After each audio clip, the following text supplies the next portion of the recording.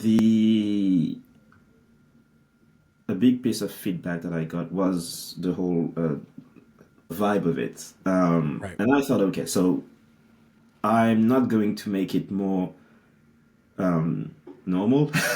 uh, but Right. I do want people to sort of get a really clear idea of what they have in their head, a clearer idea, I guess, of what they have in their hands. Hence the idea of like making it, the summer magazine, and Hmm. then there was also how much time it takes, what are the parts that I enjoy making, and which direction can I take this aesthetically, like thematically, which is also why like I really wanted to have fun just sort of giving it the same vibe as like something you would have picked off the sidewalk, I guess. Mm. Like underground type of comics where Right. It definitely has like a zine feel yeah, basically. to it. That was sort of the idea of like this is the place where I get to do the weird stuff that I can't necessarily fit in other things that I work on. Hmm.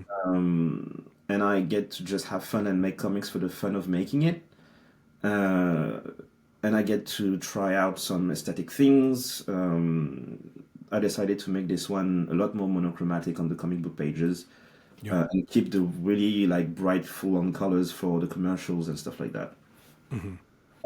I had a discussion with a friend who told me that one of the parts he enjoys the most is that there isn't a rigid structure to Monkey Meat.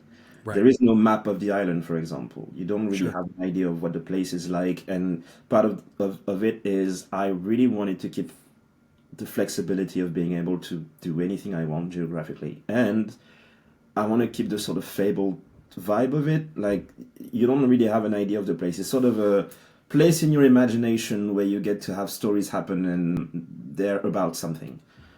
Hence the fable type vibe of it, except in a more sci-fi fantasy type setting.